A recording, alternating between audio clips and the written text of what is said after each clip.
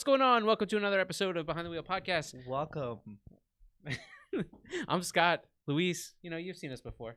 Yeah. If you're watching, you've seen us before. Anyhow, so I won't really bore you with the stuff. I want to get into it. Needless to say, we were having a lot of fun until you guys joined us with our guest. You screwed it all up. You screwed it up. We had a good convo with her, and you decided to join us. Now we're mad. All right. So, so basically, let's do quick things. First thing is, don't forget to subscribe if you're watching on the YouTube channel. If you're listening on Stitcher, iTunes, Google Play, or Spotify, head over to the YouTube channel because we're going to be doing some giveaways in Q1. That's happening on our YouTube channel. That's number one. Yeah. Number two, we put out a piece of content every Friday. That's going to happen again this Friday. That's pretty dope.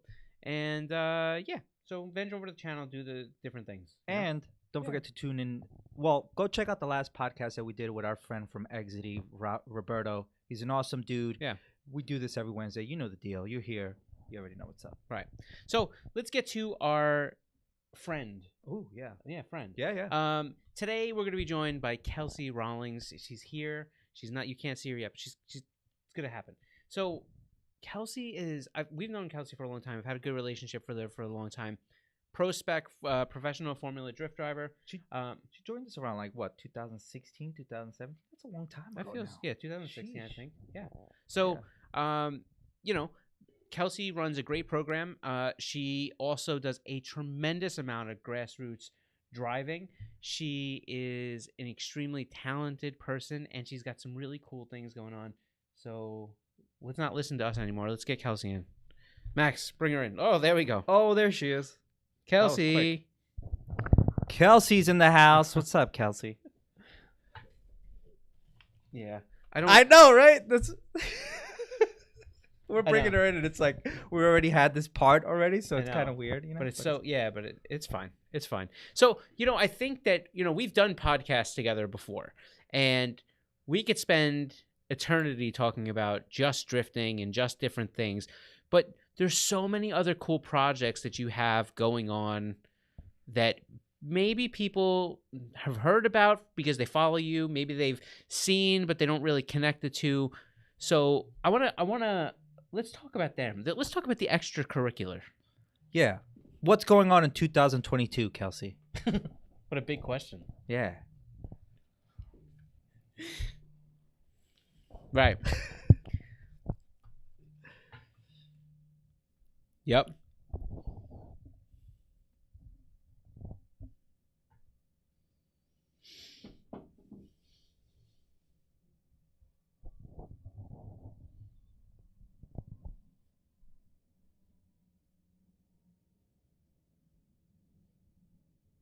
Yeah.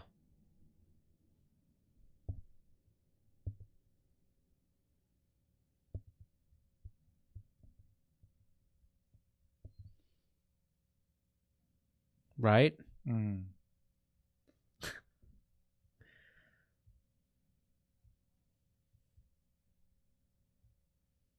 Car a little bit of love and bring that back, and may also be building a new car this year for 2023, but we're dropping bombs early. We're dropping bombs early. All right. Yeah, things are still, that's like a little tease. Not gonna say what it is. Chassis isn't really decided yet. Her audio is sounding strange for some reason. We can hear it. But Yeah. they can't hear it. So Oh, okay. Oh, hold on, Kelsey. Like usual, we're having no. technical difficulties. He's saying that your audio is good for us, but not good for everybody on YouTube. So, Oh no, listen, it happens. He'll figure it out. But they don't need to hear me. It's fine. They don't. Yeah, right. Well, they didn't come here to look at me. I promise you this. Yeah, that's it for. We're good. Oh, now we're good. We're good. Now we're good. Max fixed it. Yeah. Slapped the side of the machine or something. Anyhow, for anybody that didn't, anybody that didn't hear anything we just said, I'm going to give them a quick recap. 22, it's big for Kelsey. She's doing big things. She's made the move. We went from California back to Florida because you have some focus that you're going to spend time, one, getting the SR 240 that you have kind of reined in so you can go compete in clutch kickers. My man pays attention, yo. me a pound here. What do you think we're doing here? I don't know. Why do you high five that? It's just You know what that means? I think you got it all Listen, to the T. Let me though. explain That's the something to thing. you. If I'm able to say that, and that's basically you saying I you couldn't say no, that. No. I would have got the key points, but you got literally exactly what she said almost. Right. Cliff Notes expert right there. Right. So that's where you missed one part. What? There's possibility for a new chassis. That's right. She dropped that bomb. But we don't know. We don't know yet. We don't know. We don't know. So we're thinking about it. We're gonna figure things out. If we do build a new car, it will be for 2023. Yeah. But we're gonna try to make that decision sometime the next couple months so we can get started on it. But for now, like I said, the SR car is gonna get a little TLC. It's gonna come back to competition, come back to the action. And we're gonna run the same car again this year for Pro Spec. Yeah, I think what's so cool, her liveries. I mean, maybe in my personal opinion, I think your livery has gotten better and better and better every year. It's one of the cars that every time you guys do a new livery, I think it gets just that much better. I agree. You keep up with the times too. That makes sense. I really like changing it up. And I try to keep it somewhat unique to me. Some people like keeping the same livery because that's how you tell who the person is. But I personally like being creative and changing it up when I can. So hopefully this year we'll have something good. Sorry. No. Fine. What's the process of you? I know this is like a very, but how do you decide that? Does that go through a team? Do you do that? Do you have someone that designs it for you specifically? The last few years, I've had somebody help me with the design. I come up with a concept, and maybe depending on what partners are on board and maybe what colors I want to work with, that's kind of what we base things on. The last few years, like I said, I was having help with it. This year, I'm going to try to design something myself. If that doesn't work out, I'm going to be hitting up a designer like really late and saying, hey, help. But I'm going to try to do it myself this year and see if I can come up with something cool. So, well, if you get in trouble, your boy here, he's got some skills on that stuff. I'm a designer myself, so I got you. Perfect. So I'll be hitting you up in like a month or two and just saying, please save me. Right. Yeah, that's about right. So we know you're doing clutch kickers. I think it's pretty cool. The Freedom Factory, I think, is such an awesome experience in itself. I think for so many people that are into motorsport. What else? There's another big thing that you kind of have been working on for a while that I think people may not be aware of. And I'm getting impatient about too, because I want to check it out. I know. I keep talking about it, and anybody that follows me has probably heard about it at some point. I have still been working on this startup travel adventure TV show, currently called Road Unknown. It's been in the works for a long time. I know for a while we were like, it's coming out at Christmas or whatever, and it didn't. But obviously COVID kind of ruined a lot of things for a lot of people. COVID. It's literally COVID, man. Come on, man. Yeah, and I mean, it made our production company go bankrupt, and so we've been working on it, just myself and my boss, and doing all the editing and voiceover, script writing, and just absolutely everything. So it's been a slow, grueling process, but we are still working on it. We're hoping to put it out this year, or at least have an idea of when it's coming out this year, but that is still in the works. It didn't fall through. We're just really behind on it. Yeah. But this, Kelsey, that's everybody. We're behind on wheel designs. We're behind on, it doesn't matter what you do. And this is such a good example of that. Between supply chain mess ups and all these other things that every company's running into, it's not just you. There's entire seasons of people's favorite shows that just were vanished. They're gone. Yep. They're not there. So I think it's to be expected. But I think what's interesting is that I've seen some of the trailers. You've had some clips. You've put some different teasers up, and the show looks really good. And I think that that's going to be the big piece when it finally rolls out.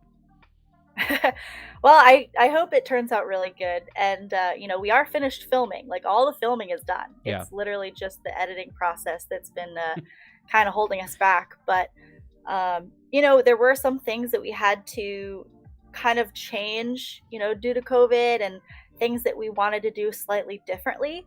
But overall, I think with what we were working with, we came up with something really cool. So hopefully everybody will like it when it comes out, because it's taken a lot of our time. Yeah. So I'm curious, just because you being behind the wheel for such a long time. Behind the wheel message. I got it. Okay. But like, how do you like being on screen? I noticed that via your TikTok and your Instagram, you're very like personable, but like being on screen when it comes to like acting, kind of, I guess, in some capacity. Do you like it? Is it hard? How is it that you're liking it so far?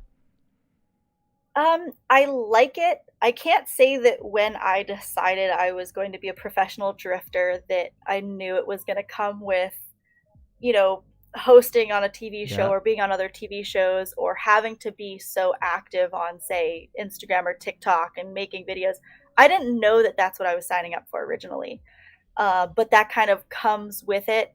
And that's how, our partners get value. So as I've done it more and more and I've got more used to it, I do like it. I like it a lot. I can't say I'm an expert. I definitely am, still learning a lot. But overall, I like it, and I'm trying to be more and more active. And hopefully this year I'm going to revive my YouTube channel a little bit with potentially that new build. Do some build videos and things like that. But hopefully I'm going to be doing more and more of it, and as I do more of it, hopefully I get better at it. I think I'd love to see that side. Like, I love to see the Kelsey side where she's completely candid, do it like that POV stuff and being able to do a vloggy type thing where you're following some of the actual build, because I think that's really where you're at your most natural. We always element. mention it here too. I think you're very like easy to listen to and watch and stuff like that. So it's very exciting to see you doing this type of stuff for sure. Yeah, appreciate that. I mean, it's very awkward for me, especially if you're like holding the camera and you're like, hey guys, like, awkward.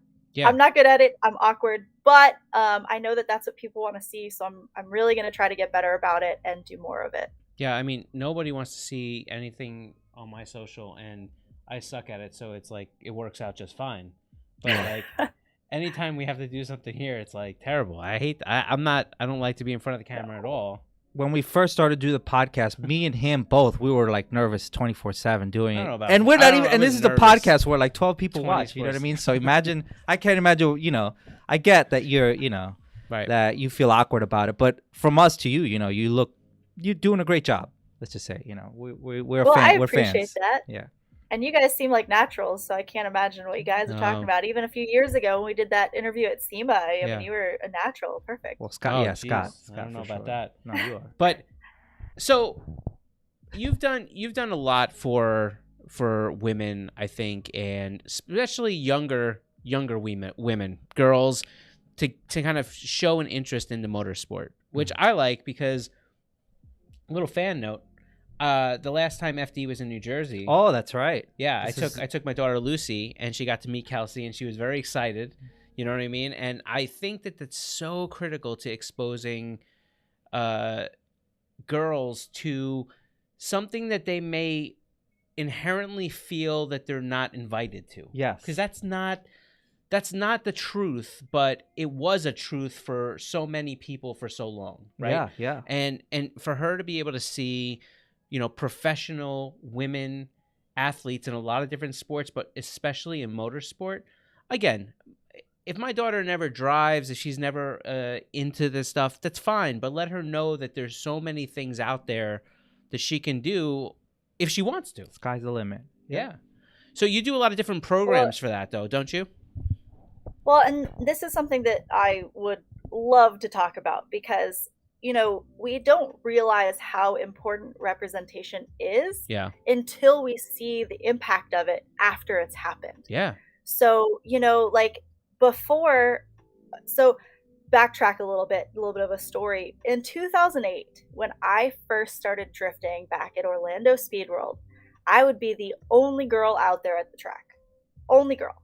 And there were a lot of nasty comments back then because there weren't that many girls in general around the country doing it. There were a few, but there really weren't that many girls. And then fast forward to now, like, we have organizations like the Drift Kitchen, who goes around the country teaching all female drift clinics.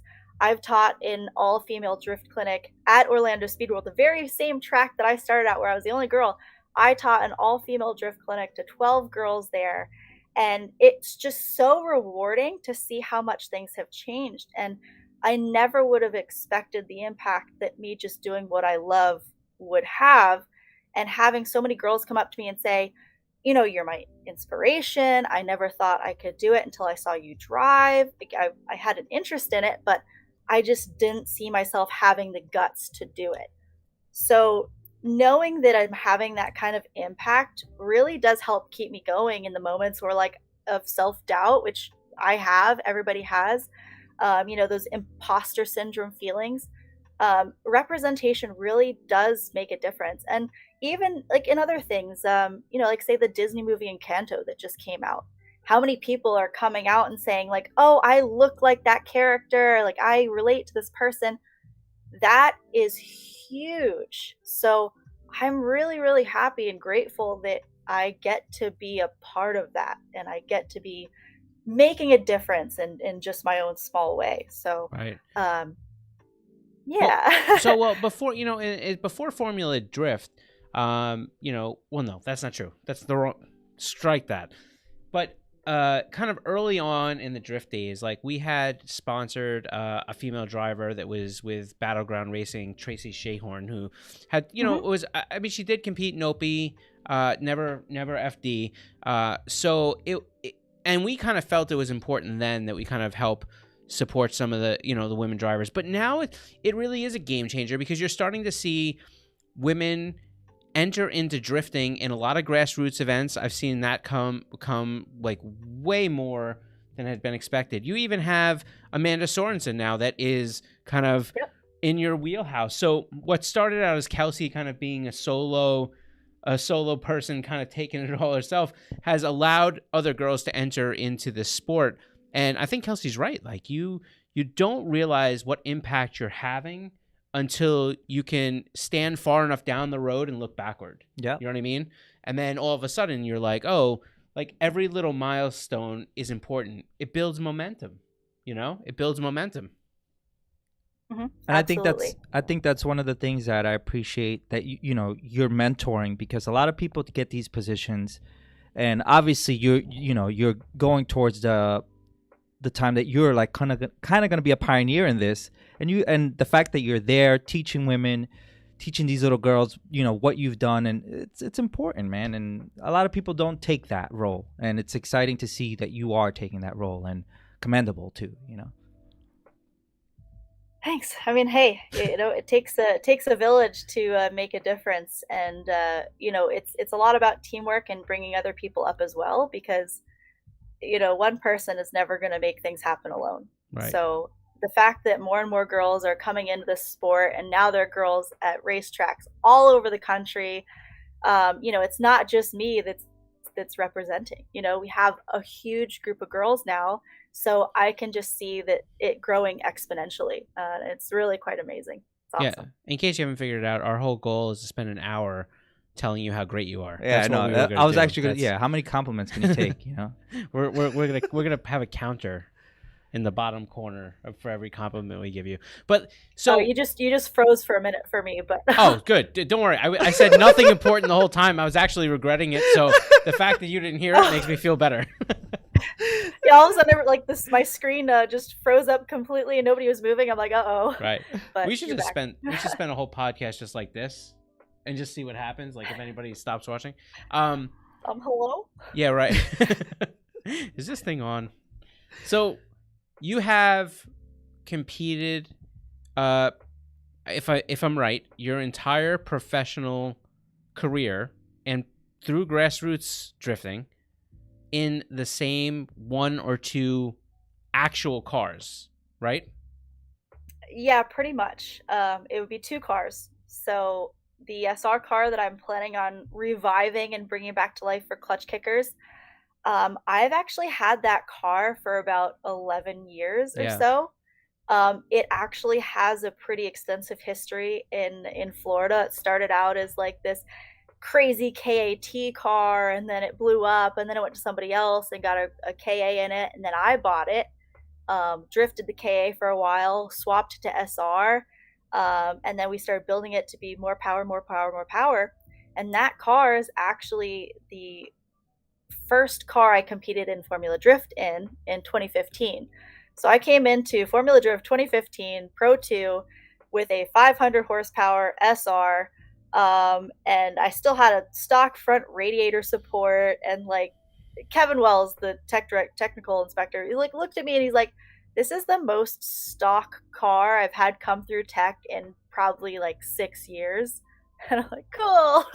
And I'll never forget my very first FD event at Orlando. I qualified 16th, and I went up against, if anybody remembers, Alex Halbrun in his 1200 horsepower BMW. That was my first Formula Drift battle. Bye, Kelsey. In my 500 horsepower SR. I'm just like, I think I can. I think I can. Right. So I lost. Yeah. But I mean, it was an amazing experience, like just kind of bringing a knife to a gunfight. But after that, we're like, all right, if we want to do this, we need something a little bit more powerful. So that's when we built the 5.0 powered S14, and that's what I've been competing with since 2016. Yeah, it's interesting. Kelsey's father is her crew chief, and Dan, poor Dan.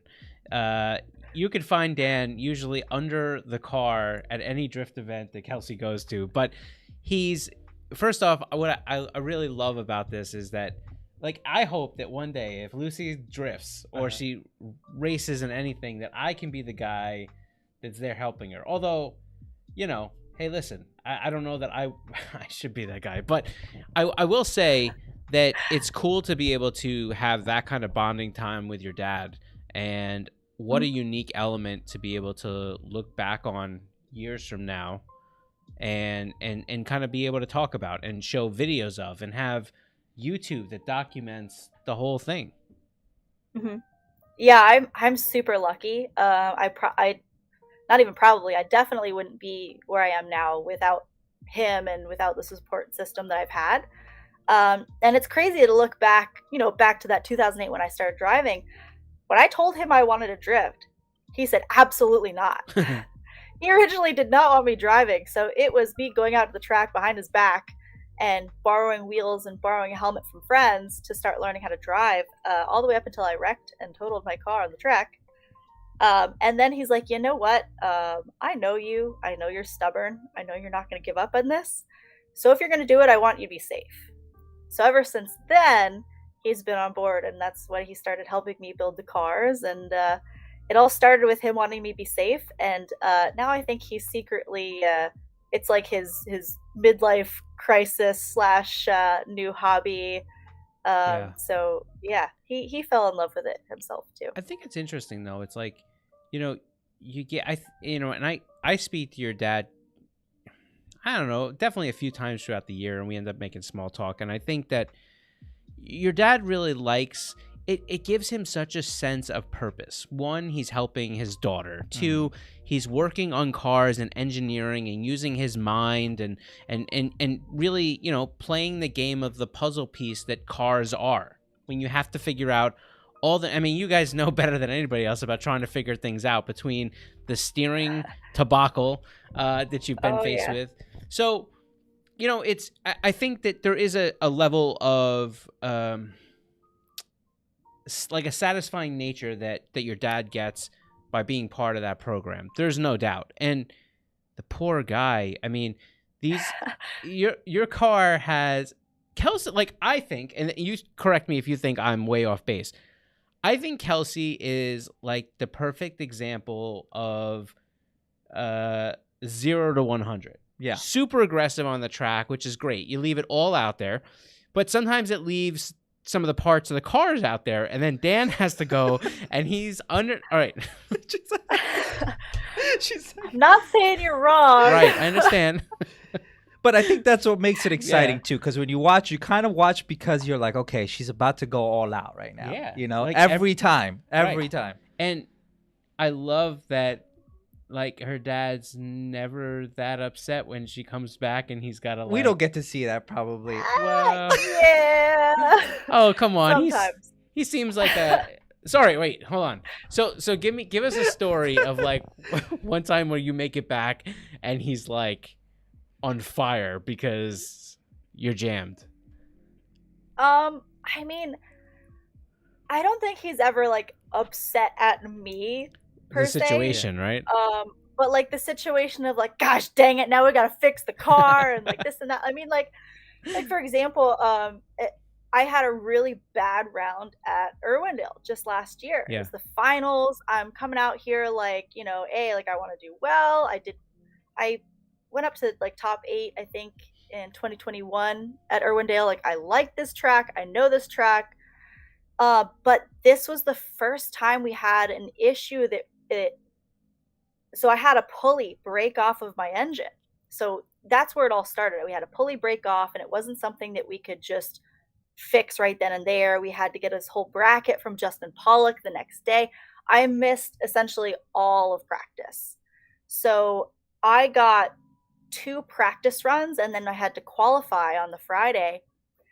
And me being like, I've been here before. I know this track. I had one of those moments where I'm like, I'm going to put it up on the wall. I'm going to get a 100-point run. That's where it all crashed. went bad. Yeah. And I mean, and it felt weird. We had some issues this year. I don't know if it was some of the suspension changes we made or like the tire change, dialing that in. But on banks, I noticed at Orlando and at Irwindale, I was having some like understeer issues.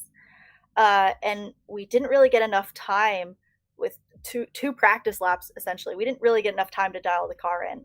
So honestly, it was really stupid of me to go out there and be like, I'm going to put it on the wall and get a 100-point lap. But I did, and I crashed. And so coming back, we damaged the back, damage in the front. My dad's just like,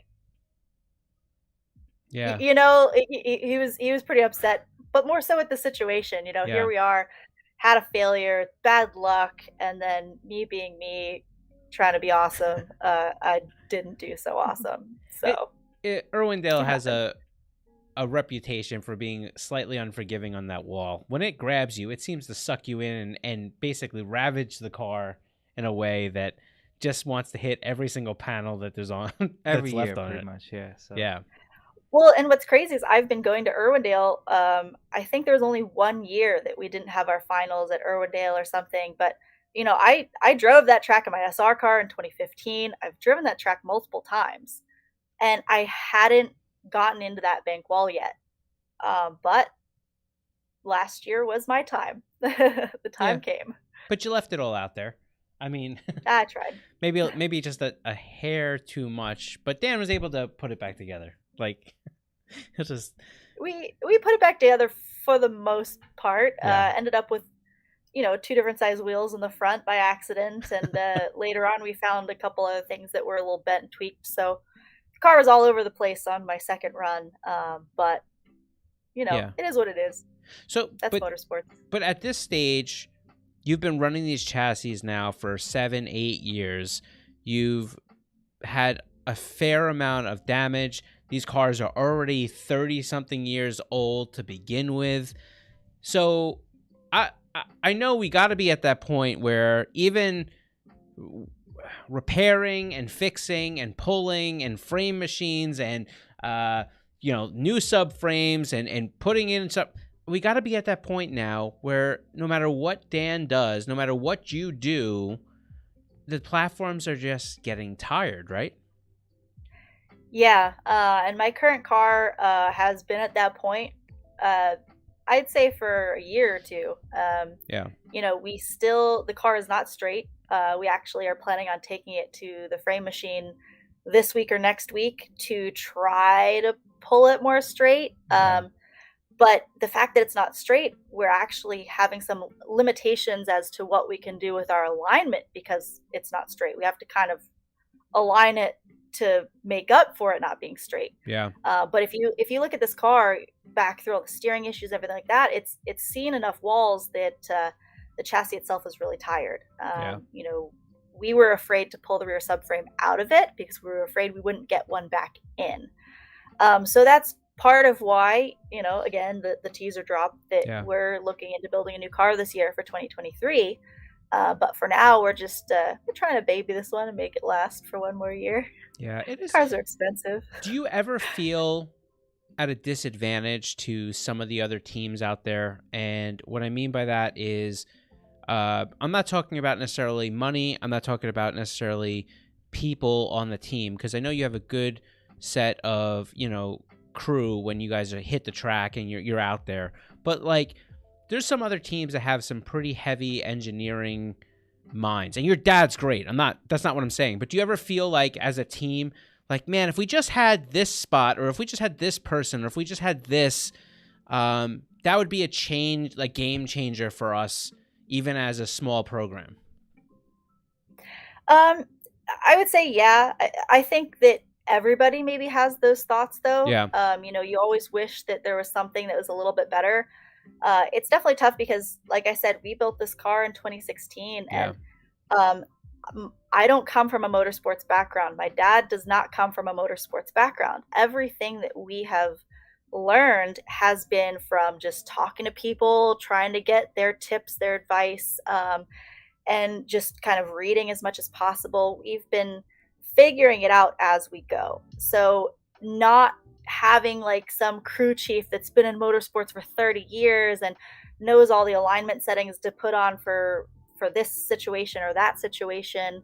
I would say our knowledge in general is limited, and we're learning a lot. Every year we learn something new, but here we are. We built this car as our first. We're just like, in our garage building a professional race car. Right. Right. There are definitely things on it we could have done better. Right. And the same thing, budget, we are maybe one of the lower budget teams. We show up in our truck and trailer, and I have as many spares as I can, but in New Jersey, I broke a Wise Fab rear knuckle and I didn't have one. So I was running around. People probably saw me running in my race suit all around, trying to find a rear knuckle to borrow so I could compete that weekend. Yeah. So there's definitely, some disadvantages, but at the same time, my team works so hard. And if my dad doesn't know something, he will call as many people as possible. He'll be reading the internet forever to try to find the answers, to try to find the best situation possible. Like I said, when I do crash and my team is like, oh man, now we got to work. They crank it out. Like they, even if the car isn't perfect, they make it so that I can get back out on track and give it a go. Kelsey, like I said, she lays it into the wall and then she says, all right, guys, it's time to practice. Like you guys fix this. I'm going to time you this time. You know what I mean? Like, but so your dad was a car guy before this, right? Before drifting? He had an interest in cars, and back in his day, he was into drag racing, and he had his muscle cars, and he was very much into like restoration. And he was originally went to school for mechanical engineering, but then became a businessman. But when he had 2 daughters, he kind of gave up all the car stuff. He didn't really have cool cars when we were kids. I mean, I remember he had a Acura 3.2 TL Type S, and I thought, oh man, this is a cool, fast car. My dad's cool. But now I know a little bit better. Not to say it was a bad car, but we weren't like, I wasn't growing up in karting or anything like that. Like we were just kind of figuring it out as we go. Well, so it's interesting though, because like what your dad does is, and from somebody that builds, like I build cars, like, you know what I mean? Like I fabricate things, I weld, I do, like I've been doing that stuff since I was a kid, but not because anybody, like my family has no car affiliation. I kind of got bit by the bug early. You know what I mean? Like I kind of just was around the right few people, and all of a sudden it was just like something I realized that like I needed to do all the time. So, and back then it was a social thing. You know what I mean? Having those barbecues at your house while everybody tried to work on a car was kind of what you did, So how do you go from your dad's not really a car guy in the sense of he owns anything, he's not racing, he's not doing anything in your the latter part of your teenage years. And how do you go from being in Florida without those influences at home and then go to drifting? Where does it come in? I feel like there's a gap. What happens? Well, it really was random kind of how I got into cars in general. Like I said, I didn't have that influence going up. I didn't have my dad be like, oh, hey, here's a cool car, or let's go do motorsports. I found out in high school from somebody I went to high school with what drifting was. Right. And I was like, oh, that's cool. I didn't know how to drive stick even at the time. But I decided as my first car, I wanted a 240SX. Right. And that's kind of where it all started. Is I got this 240SX. I learned how to drive manual on this 240. I never was like, I'm going to be a professional race car driver. It just kind of all snowballed from, go out on track and spinning a bunch to going to my very first Formula Drift competition at Road Atlanta in 2009. And I looked at those cars and I said, I want to drive that track someday. Yeah. So it just kind of came from, I wanted to get better. I wanted to be able to drive that track someday. I didn't know at the time that was just a Formula Drift track. Yeah.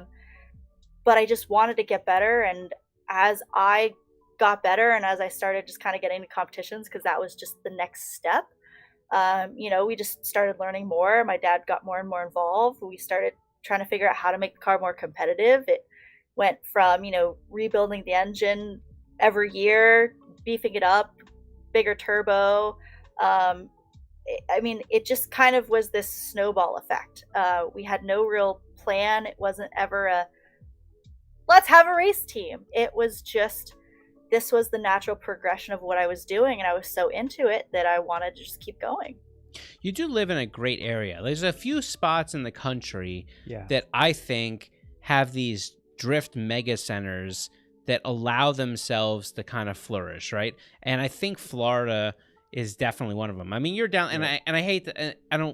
This isn't because of them. I'm not saying this is because of them, but like you're down in the area where, OSW probably played a pretty integral part into your ability to continue to build your skills and career and kind of fine tune, your program, because you're down in the area where, first off, they were very supportive with drift. You got the Njuku racings, you have, the Kevin Lawrences, you have the Adam LZs, Taylor Rays, you have, a lot of different people that are down in that area that also are kind of at the track. So now you're there, and you're there, I mean, probably earlier than most of these people anyway, because it's right around, it's got to be right around there. But so you have all this influence that allows you to continue to feel the excitement that keeps people interested in things. Well, and what's crazy to think about is it is like that now. Right. Back when I first started, it wasn't so much like that. I started drifting at OSW in 2008, but then not long after that, I think in 2009 or 2010, they actually stopped drifting at OSW for a period of time. They weren't having drift events, and we actually had a track called CFRC, it was Central Florida Racing Complex. Yeah. Mm-hmm. And that started out as this like big kind of skid pad, and it grew, and that was our mecca. We had this amazing CFRC. And then it started being attacked by noise ordinances, and their drag strip got shut down, and then the property ended up getting sold to, it's now like a paved junkyard. So it just has a bunch of junk cars parked there. And great progression, busted. Guys. Way to go. Yeah. Excellent. And then once that was shutting down and that became a thing, we went back to OSW, and that's when OSW kind of opened back up to us and became more of this new drifting home site. And it's just ironic that is where I started. But there were some rocky times in there where we really had to fight to keep drifting in Central Florida alive, and now it is flourishing, and it's absolutely amazing. And it's definitely been a team effort with everybody that runs the events, and back with like Pat Gooden and Tommy Roche, and like there's a lot of people behind the scenes, you know, Tyson Rowell, they really, really fought to kind of keep drifting going. So, you know, it's been this team effort to keep it going, and now it is flourishing. So it is really amazing to have that history, and you appreciate it a lot more, knowing that there has been that struggle. So what year was that roughly where OSW kind of came back and kind of allowed programs to be there for drift? The years are kind of rough for me. I would say it was probably around like 2011, maybe. Right. You know, because like I said, it was 2008. I was doing events there, and then 2009, 2010ish, I think, is when it kind of shut down for a while. So it's hard to remember. Like all my years kind of blur together at this point. Yeah, I wonder. But you know, I wonder if OSW feels that drifting added some relevancy and continued to keep them alive in some sort of capacity. Because when you start looking at the number of oval tracks, the number of drag strips, they're just declining and they're going away at such a record rate, right? And they have been probably since the mid 2000s, when drag racing really fell off a cliff. So, you know, you have to think, if drifting wasn't part of there, would they have got as much notoriety as maybe that they had? Would they have pushed into some programs that brought in some revenue that kept them stemming? Like, I almost want to think that drifting may have contributed to them being able to continue to be operational the same way they kind of, allowed drifting to flourish in their home, you know? Absolutely. I completely agree. You know, because we've been seeing drifting growing in popularity like exponentially. Yeah. And now, you know, as far as the general population, it is second only to NASCAR as far as its popularity. It's the most followed or the most engaged motorsport, like on social media. And for millennials, who are we're the up and comers, it is the number one motorsport for millennials. So we see more and more kids getting into drifting, getting their drift cars, and OSW made the skid pad in the back. So it was like this nice open area where you could drift without having to worry about walls. And you know, the events now, like there's almost too many drivers sometimes now, like whereas before it maybe wasn't the case. So I definitely think that the steps taking and it growing in popularity, I definitely think it played a role in keeping OSW alive and flourishing, you know? Yeah. So I think it's interesting, like you talk about kids and how, you know, the younger kids are now getting involved and they're starting, and we're starting to see people that, you know, just getting their licenses, but yet already coming out with skills to link a course, right? And so much of that, in, you know, from watching, has been the development of having these affordable drift simulators that people can play and learn to essentially build some base skills, so that when they jump in a car, it's not completely foreign, right? Like they have to, obviously there's a big difference between being in a car and being on a simulator, but, you know, how do you feel that really lends itself to the sport's popularity? Well, I will say, first of all, I am so jealous of the kids nowadays having that, because especially now, even like there's drift schools you can go to. Back when I started drifting, there weren't drift schools that you could go to learn. How you learned was you went to the track and you were spinning out, spinning out, spinning out, spinning out until you figured it out. Right. You know, maybe there's some other people there to give you some tips based on what they learned by spinning out. But that's how you started. So my progression was so incredibly slow. And now to see these simulators, you can learn so many skills. And video games are so popular now, and people even have their job is playing video games professionally. So I think that's playing a huge role in, first of all, exposing kids to drifting, you know, having all these car games, and then the being able to have these realistic simulators. I mean, the only thing that it lacks, unless you have the crazy fancy ones, which I'm assuming that these kids, these 16-year-olds, don't have the crazy motion. Fancy with the motion. Yeah. The only thing you don't learn is like the feel of the car. Yeah. But having those habits of knowing, you know, counter steering and things like that, having that and then jumping in the car and then feeling it, it's almost like it comes together so much quicker. So Yeah. I actually did jump on the Assetto Corsa simulator train, and I do have a simulator now to try to practice, but I find that it's been hard to get used to going backwards because I don't have the feel of the car. It's weird. And then like the VR, I have the VR headset. I'm still learning how to use it, but I'm jealous of these kids that got to start with that and now we're getting into drifting, because man, they're coming for us. There's gonna be like 16-year-olds in FD and just kicking everybody's butt. Well, like, there was. happening? I mean, Brandon Sorensen, he started. Yeah. He was pro at 16, wasn't he? Yeah, I think because he just turned 17 or something like that. I actually think he got his license at 15. Damn. I think he got his license at 15, and maybe he started competing at 16. But I don't know. But yeah, that's exactly, And this is somebody who's been fortunate to be in a lot of. I think they do a lot of like dirt and stuff as well. Yeah. But like, very fortunate to start at a young age, and I'm just over here looking like I didn't start drifting until I was 18. Nobody really does the math. Like just don't do the math. But like I'm so jealous that I didn't get kind of that head start when I was younger. Right. Yeah, it's so crazy. It's like I'm jealous of these kids because I want to convince myself that it's okay to spend money on building my own sim. I talk about this I don't know, all the time. Mm-hmm. So what's your sim look like?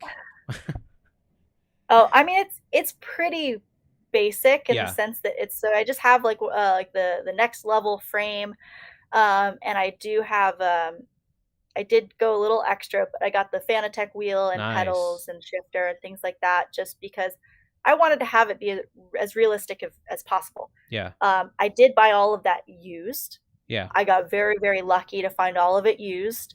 And I did built the PC, which was expensive, but it was around a birthday. So like I had my dad like would give me like a computer part as part of my birthday gift. Right. So I didn't have to put too much of my personal money in, like a couple $1,000s. Yeah. But if you think about how much you spend going to a drift day, tires and like fuel and all that cost to me is minimal for the practice and everything that it gives you, the benefit. So I think you should build one because I know they're a lot of fun. I know. You know what it is? I've never been a really big gamer. That's Same. I think so. Like, and this is different, but I feel like for just like I'm so into like actually working on cars and doing stuff that it almost feels very like I'm gonna take this money and I'm gonna spend it here, but not spend it on the cars. You know what I mean? Like I struggle because I'm not gonna. Like, I have nowhere to go and drift, Kelsey. I have nobody. I have nowhere. I have to drive. The closest thing I have is Jersey. Is going to a club loose type thing. Like there's That's how you get the simulator. You get to drive whenever you want. Yeah, that's true. All right, yeah, I get it. But so anyhow, but yes, that's what I want to do. I've clicked the add to cart button more times on Fanatec's website than I care to admit. There's used is tough, especially since COVID, because the resale is still so high on the used items. You're not really getting, like, as soon as COVID hit and there was a shortage of all the Fanatec stuff, all of a sudden, like, they were selling it for like $20 cheaper than you could buy it for brand new. And you're like, but that's what happened, right? I don't know. I want to do it. Well, and this is one of the things that I kind of wanted to bring up, because every time we have a conversation with someone like yourself, Kelsey, who, you do this because you love this. You know what I mean? Like, obviously, you can tell that this is something that you're very passionate about. And half of the conversations we have is people just like yourself who are passionate about it. And that's one thing that I think, driving a simulator or being on video games can't really duplicate. You know what I mean? So I think it's like, I wanted to ask you where are you at now when it comes to the passion of this sport? You know what I mean? And what's the future hold for you? Like, are you going to be teaching more often? Do you ever see yourself running a program with someone that you've taught? That's something that I've always been interested talking to with someone. Like, obviously you're at your prime right now, but what does the future look like for you? Ooh, it's hard to go down my list of like, the dreams and the goals and the things that I want to do. And I will quick touch on the thing that I was never a huge gamer either, and I still have to convince myself to go sit on the simulator and play it sometimes because I feel like I'm like, well, I feel like I need to be productive. And I have this like nagging, like, oh, I feel like I need to be productive. But at the same time, I have to then turn around and say, well, but hey, like you are practicing, right? For someone like me, like that is kind of being productive, especially if I am practicing a course or a layout that I have coming up in competition. So, and you've done that before. You've used that simulator to gain experience on tracks that you hadn't been to yet, right? Exactly. So, and it's great for, I would say, as far as like, I don't get as much out of it as far as like setup, because once you get there, you still have to try to find the right setup for your car. But the way that it helps me the best is with where I need to be looking as I drive around the course. It's very important about where you look and looking ahead in drifting. And that's something that I think I've gotten the most benefit from the simulator, is not so much just like it's driving and muscle memory, but training your eyes where to look and when to look is very, very important. A lot of people overlook that aspect of things. But looking ahead, I mean, I have so many goals and dreams that a lot of it is just limited by budget. The reason I started working on that TV show is because I needed a job. It was something fun to do. And it was exciting and it was an amazing opportunity. But at the same time, I needed to make money. I would love to be able to be drifting full time. Stunt driving has always been one of my passions, something that I can make money while I'm driving and just something I'm passionate about. Yeah. But I would absolutely love to like start my own drift school, or at least do more with drifting clinics, which again is hard to do if I can't say afford like a school car or, have a fleet of school cars and track rentals. And it's very hard to organize. But I am very passionate about teaching. I really, really enjoy it. I feel like it's something I'm good at. Maybe that's just me. But I get super proud if like I'm teaching somebody how to do donuts that has never done donuts before. And when they get it and then you see it click in their head, like I get so excited. I'm so pumped. It's one of the most rewarding feelings. So I would love to like, do more teaching, have some sort of a school. I'd love to do stunt driving. I'd love to drive pro FD. I'd love to drive all around the world and drive as many racetracks as possible. There's so much that I would absolutely love to do. But as of right now, it's just more so taking one step at a time and looking forward to what I have going on this year and getting more seat time, more competition, the new car build. Getting more active on my YouTube channel, things like that. Small steps for now that will hopefully lead to these bigger dreams in the future. Yeah. So before we start to wrap up, let's talk about the season real quick. So,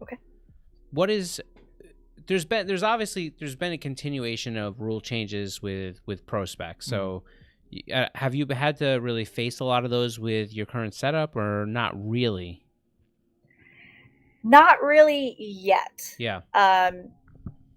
This year is going to be the first year that they require you to run a Link ECU. Right. I actually switched to Link ECU last year because I'm like, well, if they're going to require it, I might as well go ahead and make the switch, learn how to use it. So that way when everybody else switches and are figuring out how to use it, we're not fighting for the time of the tech guys, like trying to teach us how to use the software and things like that. And we found that it's really easy to use. It's very user friendly. It's done really well with my car. So I'm glad I made that switch early. However, some of the rule changes that are really going to affect me past in 2023 and beyond is, the steering shaft rule and pedal boxes. My car will actually be illegal. Yeah. Thus the reason looking into building a new car and seeing what our I think that's crap. Like I understand.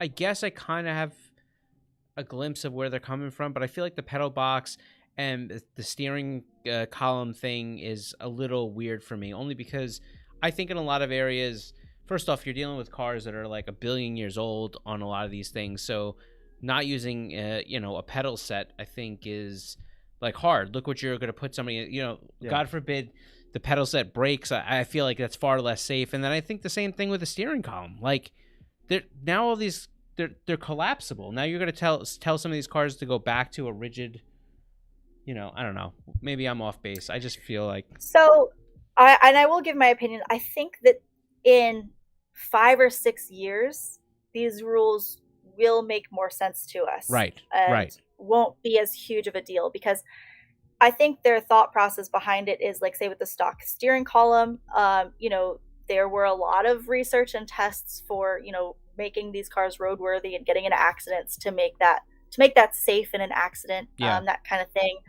I do think FD start seeing newer chassis in Formula Drift. So that could be another reason, is maybe, rather than spending money on the pedal box, spend a little extra to get a newer chassis and to build and develop that. But I think that looking to the future, 5, 6, 7 years from now, creating this as more of a spec series and making it more affordable in general and limiting people so that you don't have those big budget teams coming in right away and having these superior cars and things like that, keeping it affordable. We're all, complaining and griping right now because we're like, well, we already built it. We already spent the money. Now we have to change it back or whatever. So it's a huge deal for us now. But in 5 or 6 years, when that is the norm, I do see it having effect of it allowing pro to be more accessible. And, say some drivers coming in that haven't worked on marketing and don't have a huge Instagram following, things like that, and can't get sponsored for some things, requiring everybody to run a GT radial, but offering a racer discount for these drivers, it might help somebody who couldn't get that sponsorship. Same with the Link ECU. Yes, they're requiring Link ECU, but if somebody comes in and they're like, oh man, I have to run a crazy ECU system so that FD can pull the data logs from my car, I have to run it. Spending the money on something like a Haltech or whatever, it gets expensive. So offering this, hey, you get a racer discount for competing this series, you basically get this automatic discount, automatic sponsorship. It is making the series more accessible in the long run.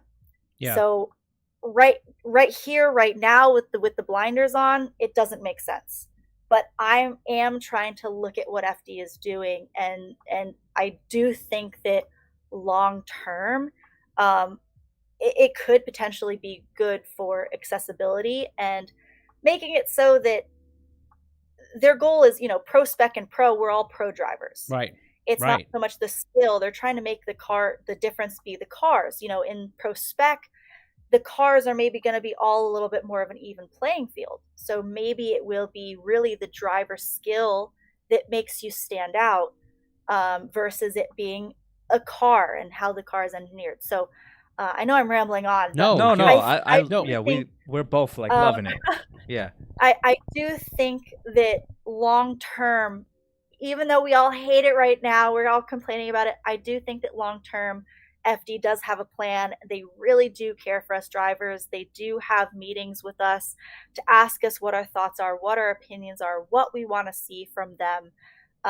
So I really do think they have us drivers in mind. And if it may not make sense right now, but I do think long term, it could be beneficial. Yeah, so. and I think for a lot of people, like Kelsey was starting to say, is just that there's something that happened that I don't believe was ever really meant to happen. With Pro 2 or Pro Spec and Pro, was they were never supposed to be a feeder series. I mean, I know it kind of worked out that way, but like the idea that started, I remember the first year that Formula Drift was trying to get some of the pro guys to also compete in Pro 2 simultaneously. Yeah. So, their thought was, what's that?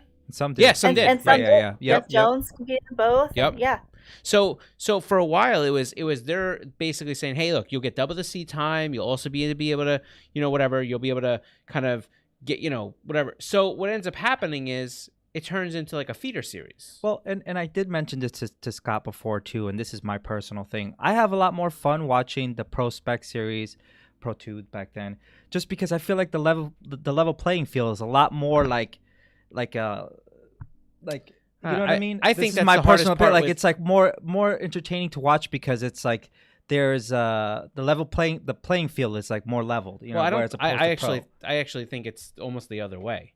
I think Pro Spec is a little rough for me because you have some teams that come in with these big budgets and these overbuilt cars, and then they're kind of being forced to go against people that are not. Whereas Pro, you kind of get to that level and you realize everybo's all out. That's just that's to do with just the grouping. That's just me personally. I don't know. All right. Anyhow, all right. Well, and I will say that Pro 2, yes, there were some people that came in with these big budget builds, but there was less of that when Pro 2 initially started. But now we are seeing that, and I think long term that's why these rule changes are coming into play. Yeah. And the other thing was, if you think about it, FD made this series so that, again, it's about accessibility. They don't want it to be just like, oh, just the rich boys can come to play, or girls. It's 4 rounds instead of 8, so it's half the cost, the running costs. Yeah.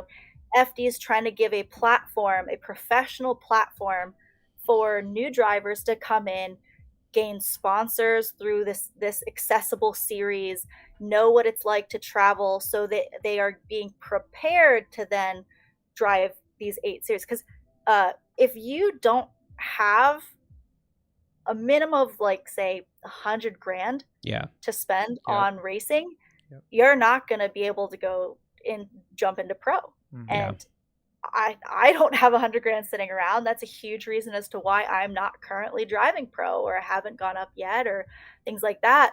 Pro Spec is more so in my budget, still really expensive to run, and I'm super thankful for all my partners that helped me out on that. But I think that Formula Drift is really being progressive in the sense that they want to make this professional motorsport more accessible to as many people as possible. How do you feel? Oh, go ahead. Sorry. I was just saying, and I think that that's a really amazing way to look at it. Drifting is one of the more affordable motorsports to get into in general, and I think that's why it's striking a chord with millennials and younger generations, is they can be a part of this car industry that they love so much.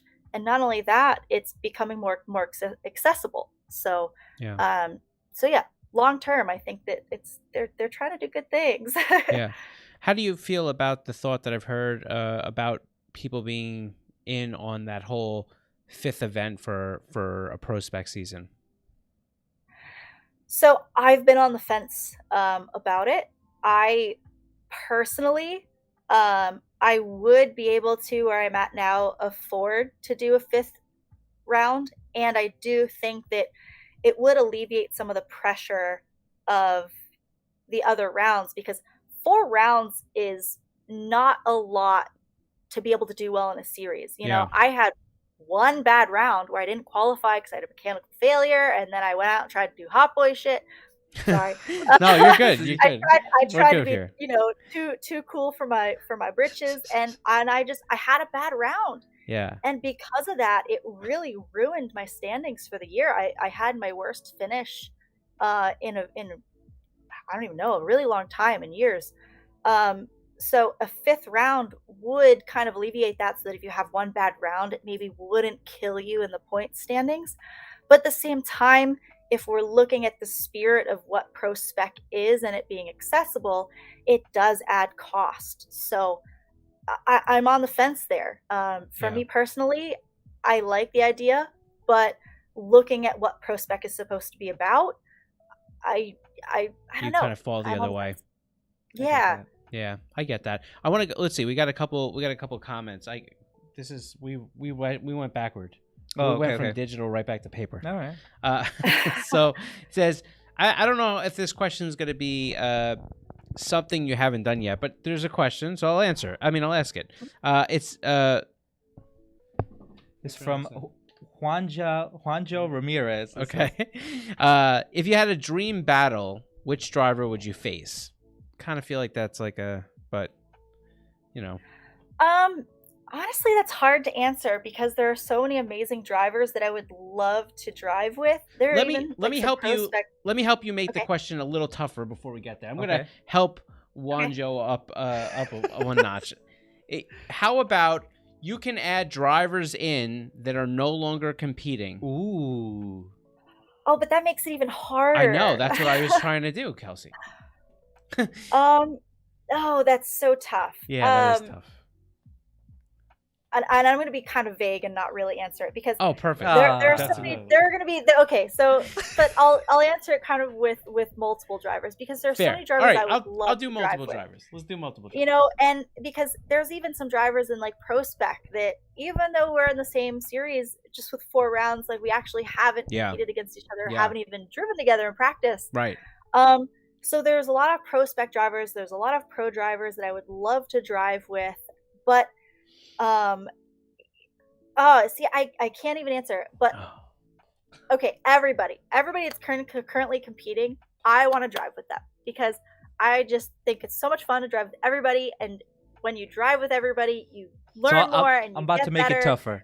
No, you can't make it tougher. No, not tougher. I made it tougher. But everybody has that one person you were like, you know what? I'm ready for this. This is the person I'm ready. You have to have at least, if you don't want to say it, you don't have to. But I'm a fan, so that's why I'm like kind of trying to get it out of you. Well, and that's the problem. Honestly, I'm a woman. I'm indecisive. I know that's like a little bit, again, not all women are indecisive, but me personally, I fit the stereotype of being an indecisive woman. The problem is I have too many people on that list and they're all in the number 1 spot. So it's like, I could say like, gosh dang it, Vaughn Gittin Jr. isn't driving anymore, but I would love to go against him. I'd love to go against Chelsea Nova, Frederick Osbo, Dayoshi Hara. He's, he just retired from driving, and I'm like, gosh dang it, I never got to drive with him. And then you go back to like, the Matt Powers and, Tanner Faust and Sam Hubinette, like the guys that I first started watching when I got into this. Like there are so many people I would absolutely love to drive with. Yeah.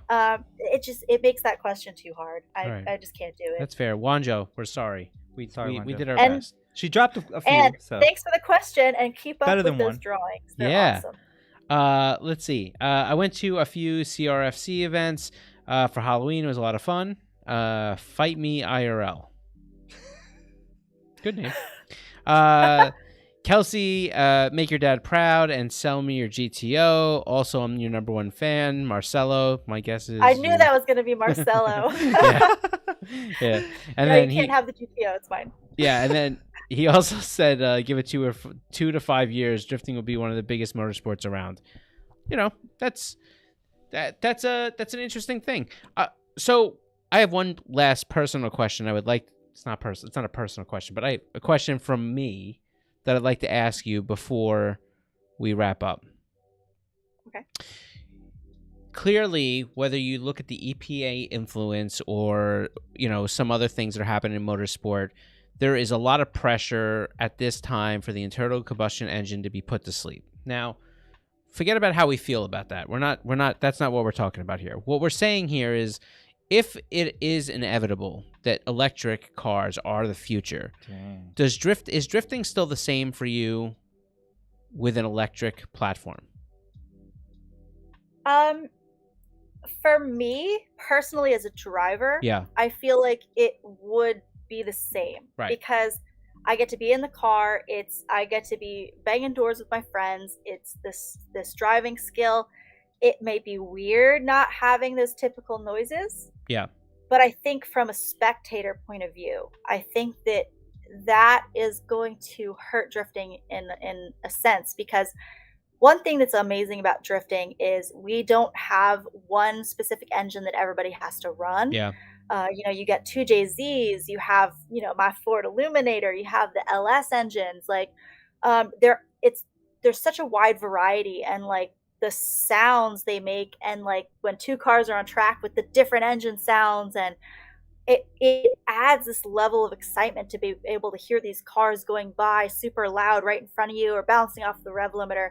It adds a little bit to that excitement and that style, and being able to hear when that driver is on throttle or off throttle. So I think from a spectator standpoint, it could potentially hurt the sport. From a driver standpoint, I think we are going to keep sliding cars around no matter what. Yeah. And I can't imagine internal combustion engines going away completely. Maybe that's just my ignorance. I can't imagine it happening. Maybe not in this century, almost even, because there's always going to be us diehard fans of combustion engines. So I don't know. It's hard to say. Electric is awesome. Having all the torque is awesome, but you just can't match that sound. Yeah. Maybe what they'll do is they'll like record all the engine sounds ever, like the video games, and blast like, them with a speaker. Put them in the electric cars, and when you're in your Tesla or whatever, you can select which engine you want to hear. Yeah, it's true. And you get to choose what engine you have in your car. Hey, maybe that's the future. But yeah, it's hard to imagine it. Yeah, it is. It is. I agree with you. I think it's like, I think it's one of those situations where it's like you'll never know until it happens. Well, I know. I listen. I was in the pits with Reader a few times. And like just hopping into the car and kind of. It is an odd thing. Just there's you hear rocks. Yeah. You hear tires. You just don't hear anything else. It was so quiet when he would be on the track. It'd be like, you could hear people talking. Yeah. Or you hear like the tires whistling a little bit. That's right. Yeah, pretty much. You hear the rock chips like hitting the body. You're like, this is weird. Like, it's pretty anticlimactic. I think at some particular level, but nevertheless, if there's cars and if there's ways to make them faster or better or whatever it is, car enthusiasts will be there trying to figure it out. So, yeah. If it's got four wheels and an engine of some sort and it moves and I can slide it sideways or do weird, sketchy stuff with it, I'm on board. Don't cut yourself short. You don't need four wheels. I mean, you know what I mean? I've had a couple things with two wheels as well. Yeah, we'll lose a wheel. It doesn't matter. Before we get out of here, is there anything you want to talk about? Say, platform is yours. I guess I would just say that if there's any women out there watching and you've been hesitant to get into drifting or try it or whatever, do it. Yeah. Now's the time. Do it. There's so many schools out there. You don't have to buy a car. Just go take an hour-long course somewhere. Just get behind the wheel and see if you like it and see if it's something you want to pursue. Don't be afraid to do that. Maybe it's not drifting. It might be something else. Yeah. Do it. Males, females, anybody. Do what you want to do. Live the life you want to live. You get one life.